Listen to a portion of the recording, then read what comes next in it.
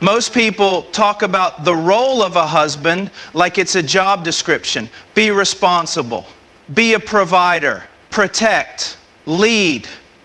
But opportunity doesn't live in job descriptions. It lives in what's possible beyond the basics. So I want to talk about your opportunity, not your duty as the husband. Because this role isn't about what you must do. It's about what you can do. You have the opportunity to be her safest place in the world. Not just the person she lives with. Not just the one who shares the bills or the schedule or the bed. The safest place. That means when the world gets loud, you get still. When she doubts herself, you remind her who she is without rushing to fix it. When she breaks down, you don't analyze, you hold. You don't have to have the answers. You just need to show her she doesn't have to go through it alone. That's safety. You also have the opportunity to lead, but not by control or volume. You lead by example. You lead by patience, by how you speak when you're tired, by how you act when no one is watching. You lead by how much you're willing to grow. Not just for you, but for her, for the relationship, for the kind of home you're trying to build together. Leadership in marriage isn't a title. It's an energy you carry that says, I'm not perfect, but I'm all in. Your opportunity is not to have all the answers. It's to stay curious. When she says something that doesn't make sense to you, lean in instead of pulling away. When she's quiet, ask why. Not because you want to fix her, but because you want to understand her. Curiosity is the heartbeat of connection. It's how love stays alive through years, through stress, through change. Be the man who chooses to keep discovering her long after the wedding day. You have the opportunity to build a culture inside your home. Every home has one. It's either intentional or accidental. And the culture starts with you. How you handle conflict, how you apologize, how you celebrate, how you listen, how you show love even when you're frustrated. Every decision you make, even the small ones, adds a brick to the foundation you're building together. So ask yourself, are you building a home where she can rest or a place where she has to perform to feel loved? There's an opportunity in how you love her publicly. Not performatively, not for show, but consistently. Speak her name with honor when she's not in the room. Brag about her character, not just her looks.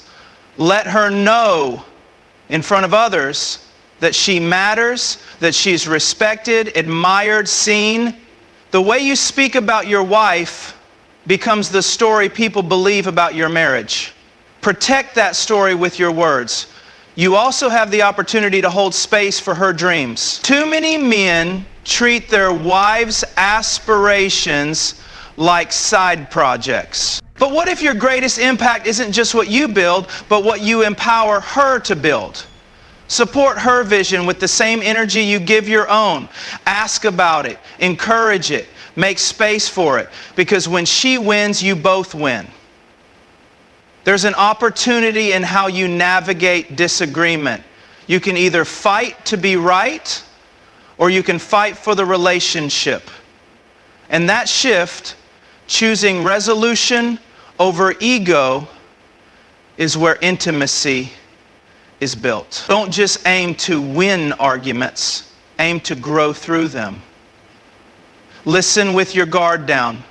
Apologize when it's hard. Ask what she felt, not just what happened. The goal isn't to avoid conflict.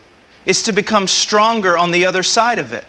You have the opportunity to create emotional equity.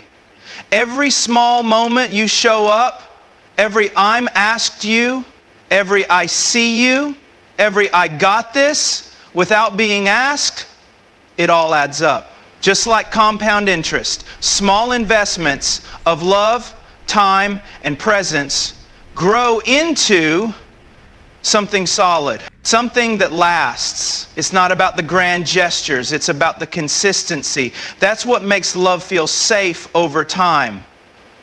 And here's the part many miss. Your opportunity as a husband is not to change her. It's to become someone she can trust with her most unfiltered self. To become someone you would want to be married to. Someone who chooses integrity over impulse. Someone who knows that love is a decision long after the feeling fades. That's what steadies a relationship. Not the highlight reel, but the daily choice to show up with love even when it's inconvenient. This is your opportunity, not your obligation, not your checklist, your privilege to love someone fully, to help create a relationship where both of you are better because of it, where both of you grow, where both of you are free to be seen and supported.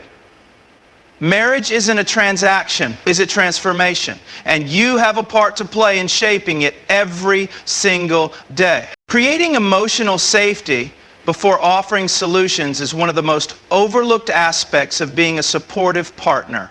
As husbands, we're often wired to fix. The moment our wife brings up a challenge, we instinctively reach for the nearest solution. We interrupt with advice, jump to conclusions, and offer answers that sound helpful in our own heads, but miss the heart of what's really needed in that moment. Because before she wants a solution, she wants to feel seen, she wants to feel heard, she wants to know she matters more than the problem. Emotional safety always comes before strategy. Emotional safety means creating a space where your wife can be fully herself without fear of being dismissed, judged, corrected, or minimized. It's not just about being kind, it's about being present with intentionality. It's showing up in such a way that she feels free to express the messy, complicated, unfiltered version of her thoughts. It's knowing that she can tell you what hurts, what scares her, what confuses her, and trust that you won't try to shut it down with a quick fix solution or invalidate it by pointing out the logic she already knows. When emotional safety is absent, even the most practical solution feels like a dismissal. Because when someone is emotionally exposed, they're not looking for logic. They're looking for connection. If the first thing they hear is, you should just, it feels like you're more interested in resolving the tension than understanding the person. And while the solution might be technically right, it emotionally misses. Over time, this erodes intimacy. It trains your partner to share less. It teaches her that your presence is not a safe place for vulnerability.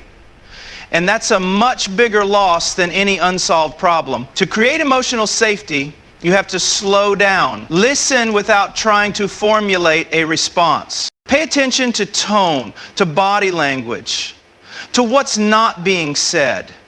Ask questions that invite clarity rather than control. Instead of jumping in with a fix, say things like, tell me more, or that sounds like a lot. How are you feeling about it? These phrases don't solve anything immediately, but they do something far more important. They validate. And validation is the bridge that connects hearts long before minds align. Creating emotional safety also means resisting the urge to compete with her emotions. If she's overwhelmed, don't respond by reminding her how overwhelmed you are. That's not connection, it's comparison. She doesn't need to know how hard your day was in that moment. She needs to know that her emotions have room to exist next to you without being overshadowed or minimized. It's not about whose struggle is bigger. It's about saying, right now, I'm here for yours. It also requires practicing stillness. Sometimes the most powerful thing you can do is sit quietly with her pain without rushing to fix it. Not every storm needs a strategy. Some storms just need someone willing to stand in the rain and hold her hand. That stillness communicates trust. It tells her that her emotions aren't a problem to be solved, but an experience to be shared. And that kind of presence creates the kind of trust that no solution ever could. Emotional safety is built over time through patterns. It's built in the small reactions, the tone of voice when she's frustrated, the body language when she interrupts your day with something important to her, the look on your face when she's emotional and unsure. Every reaction either says, you're safe here, or you're too much. You don't have to be perfect, but you do have to be consistent. Because safety isn't a single moment, it's the repetition of moments handled with care. One of the most critical moments to offer emotional safety is during conflict. In those moments, the temptation is high to defend yourself, correct the narrative, or explain your side. But emotional safety says, before I defend my point, let me make sure you feel understood. It means pausing long enough to reflect her emotions back to her. So what I hear you saying is, or it sounds like, that really hurt you. These are not signs of weakness, they are signs of strength. They say, I care more about connection than control. Being emotionally safe also means being trustworthy with her insecurities. When she shares something vulnerable, a fear, a doubt, a past hurt, don't turn it into a joke. Don't use it later as leverage. Don't roll your eyes or brush it off. If she tells you something that costs her emotionally to say, your reaction becomes part of her memory forever. She will either remember that moment as a reason she can trust you, or as proof that she can't. Handle her heart like it's breakable, because it is. You also need to remember that emotional safety doesn't mean agreeing with everything. You can disagree and still be emotionally safe. The difference is in how you communicate. It's the difference between that doesn't make any sense and I see where you're coming from and I have a different perspective. Can we talk about it? One invites conversation, the other shuts it down. Safety isn't about sameness. It's about mutual respect and space to be real.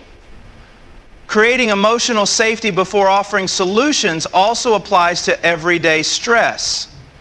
If she comes home venting about work, don't start listing what she should have done differently.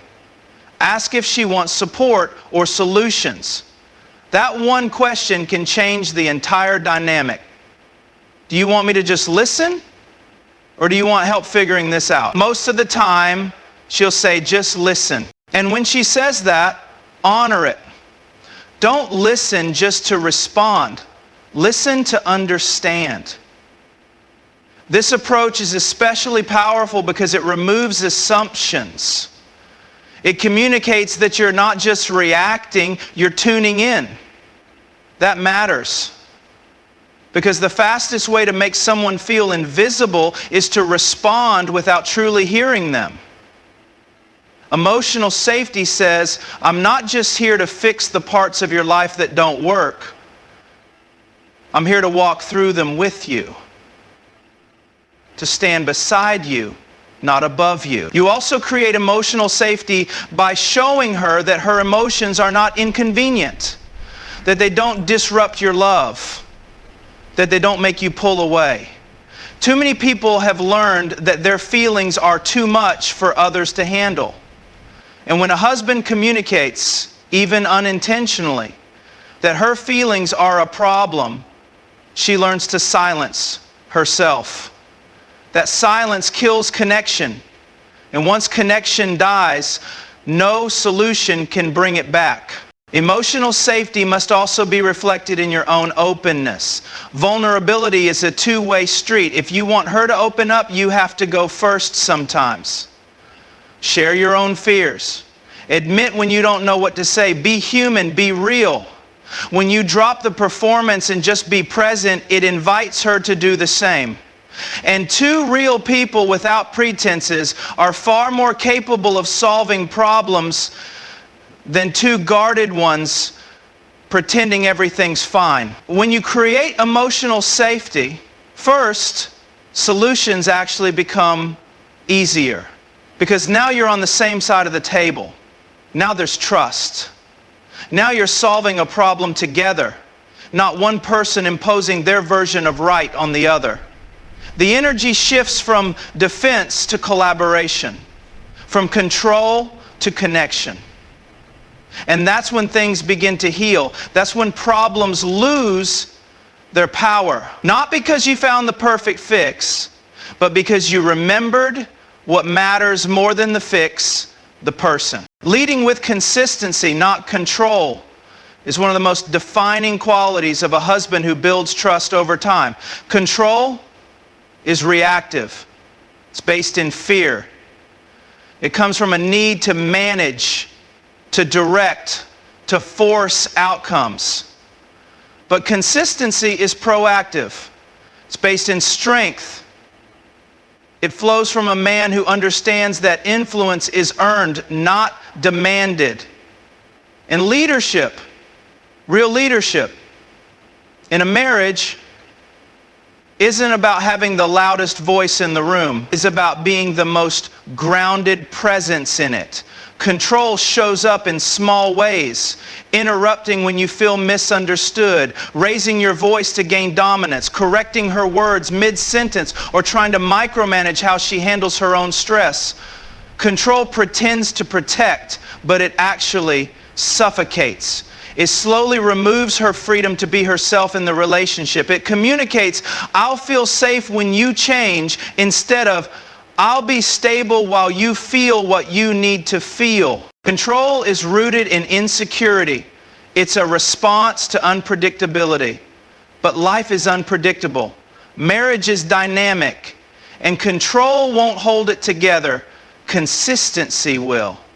Consistency is not about being perfect. It's about being dependable. It's about being emotionally stable even when things are not going your way. When you show up with the same tone of voice, whether things are calm or chaotic, you're sending a clear message. I'm not going to let the situation define how I treat you. That's leadership.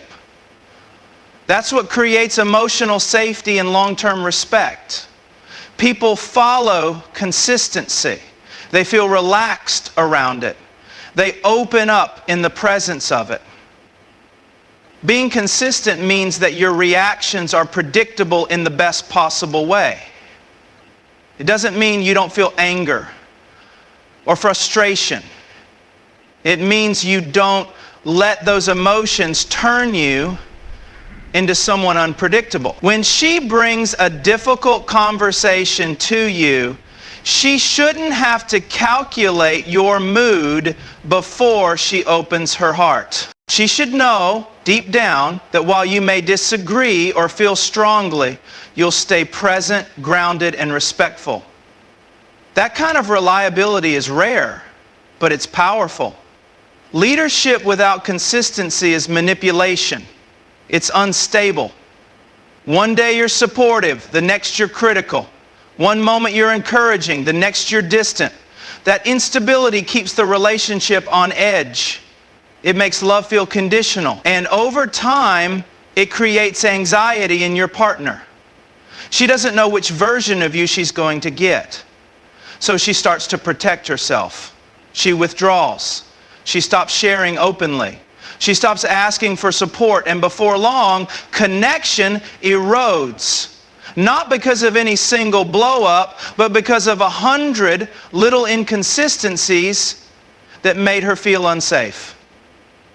Consistency is how you build credibility in your relationship. It's not what you promise, it's what you do daily. It's how you respond when you're tired.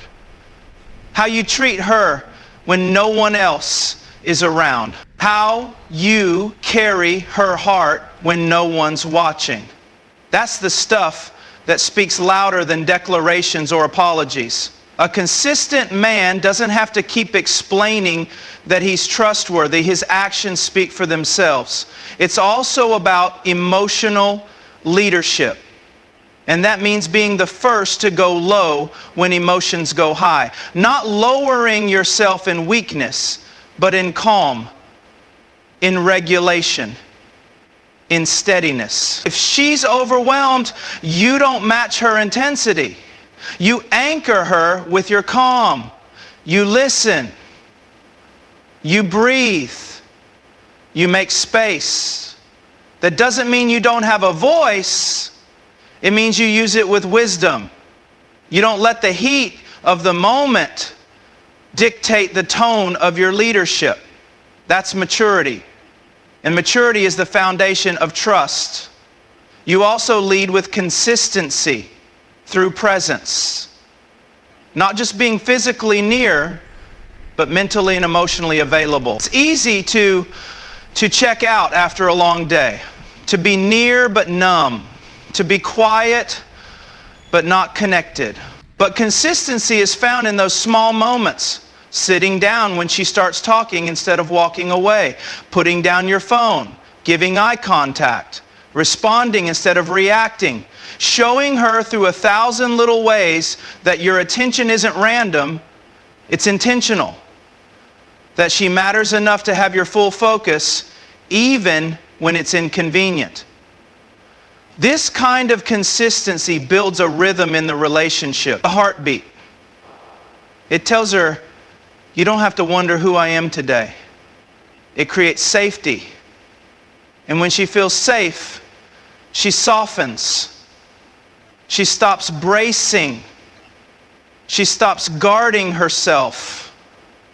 That's when love deepens. That's when intimacy happens. Not because you were louder or stronger, but because you were steady. Control often tries to mimic leadership, but it does so by forcing outcomes instead of earning influence. A controlling man often wants her to behave a certain way so he can feel in control of himself. He thinks if she would just be more agreeable, more calm, more organized, then everything would be fine. But a consistent man thinks no matter how she shows up, I'm going to lead with love, clarity, and strength. One is externally driven.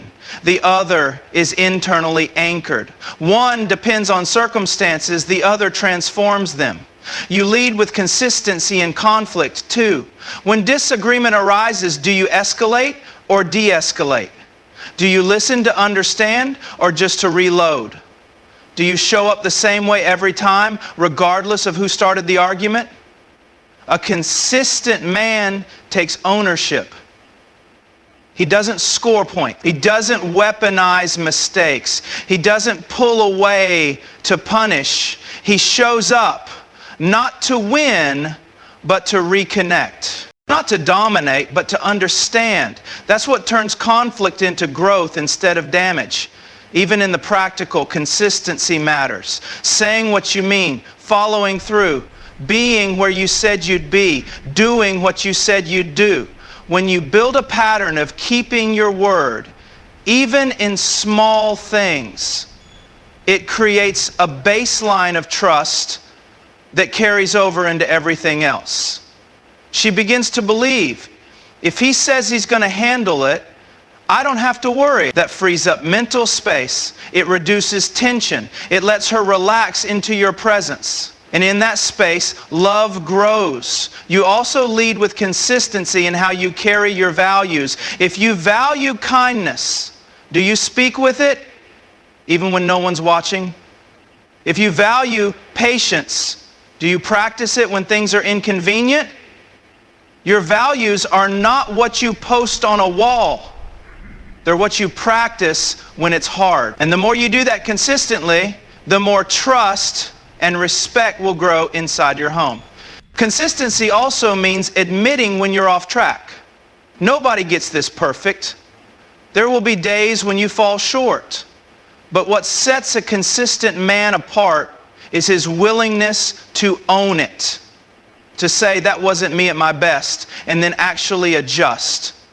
To not let pride get in the way of presence. When she sees you take ownership and return to steadiness, it builds even more trust. Not because you never fail, but because you always come back. Ultimately, leading with consistency is a daily decision.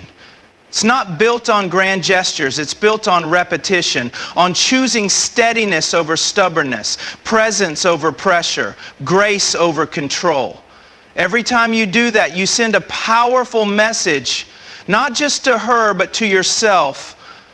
I'm not here to force love. I'm here to nurture it, protect it, lead it, not by fear or dominance, but by being someone she can count on no matter what the day brings. Building a culture of honor inside your home is not about formality, politeness, or rigid traditions. It's about the atmosphere you create through how you speak, how you listen, how you serve, and how you treat each other when no one else is watching. Culture exists whether you're intentional about it or not. And every day, every interaction, every conversation either strengthens or weakens that culture. As a husband, you are one of its primary architects. You shape it, not just by what you say, but by what you model. Honor is not a one-time act. It's a continual posture. To build a culture of honor, you first have to redefine what honor looks like in real relationships. Honor is not just respect when things are easy. It's especially how you treat someone when it's difficult. When you're frustrated, tired, disappointed, or misunderstood, do you still choose to treat your wife with dignity? Do you still speak in a way that uplifts rather than tears down? Honor is not agreement. It's how you carry someone's worth even in disagreement. It's not about being nice to win something back. It's about recognizing the value of the other person as a foundational truth, regardless of the circumstance. Honor begins with the decision to see your wife through a lens of worth, not flaws. It's easy to get caught up in habits, pointing out what she forgot, what she missed, what she could have done better. But building a culture of honor means choosing to notice what's right before correcting what's wrong. It means acknowledging her efforts, her strengths, her sacrifices. It's looking at the way she carries the invisible load and affirming it, not ignoring it. It's noticing the 10 little things she does every day and saying thank you, not just assuming she knows you appreciate it. Because what you appreciate, you reinforce. And what you reinforce, you grow. In a culture of honor, tone matters as much as truth. You might be right in what you're saying, but are you right in how you're saying it? There's a way to be honest that brings clarity, and there's a way to be honest that brings damage. Honor isn't about avoiding hard conversations. It's about having them with intention, with grace, with the goal of connection rather than control. It's making sure your words build something, not just prove a point. It's understanding that the impact of your tone can sometimes speak louder than the content of your words. Another aspect of building honor is how you talk about her to others. When you speak of your wife in public, you're revealing how you value her in private. Do your words uplift her when she's not in the room? Do you protect her reputation? Do you speak with admiration or sarcasm? Jokes at her expense may seem harmless, but they send a message. They shape how others see her, and more importantly, how she feels seen by you. Honor speaks life. It reinforces dignity. It lifts the atmosphere.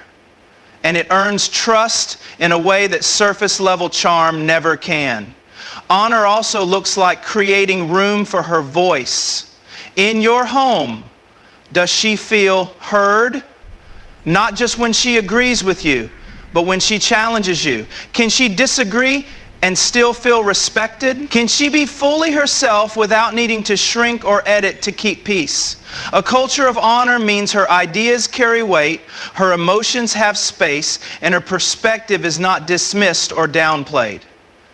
It means your leadership creates room for her leadership, not competition with it. That's not weakness, that's strength. That's partnership. And partnership is where trust grows deep.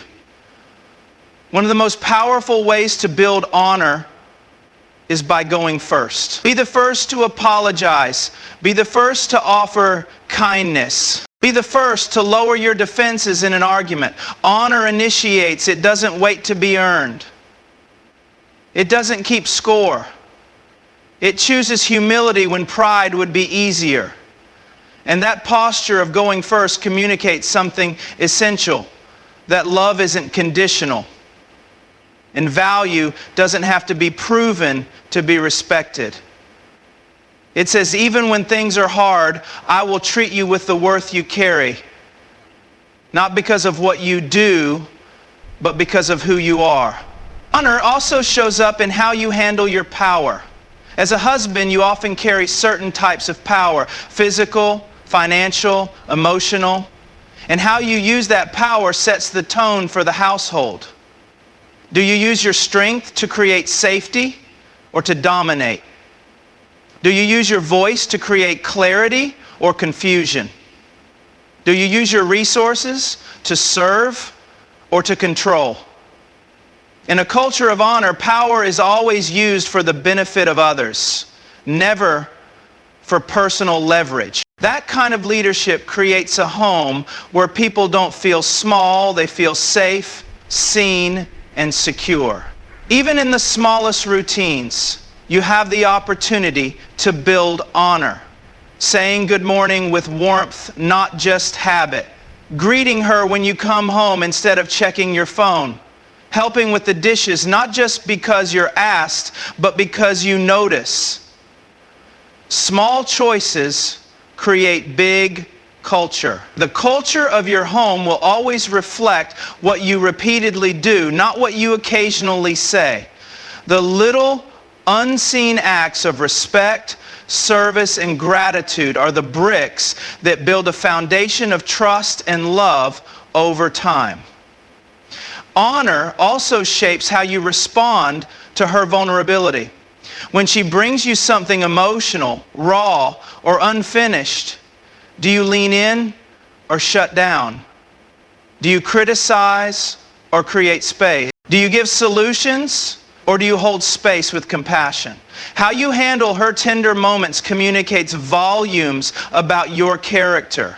If you want her to trust you with her heart, show her that you can handle it gently, that you won't throw it back at her later, that you won't weaponize her words, that you will carry what she shares with care. It's also important to build honor through consistency, not just the grand gestures, but the daily follow-through. Honor isn't built by doing something incredible once. It's built by doing something intentional again and again. Keeping your word, being where you said you'd be, responding with patience, following through on your promises.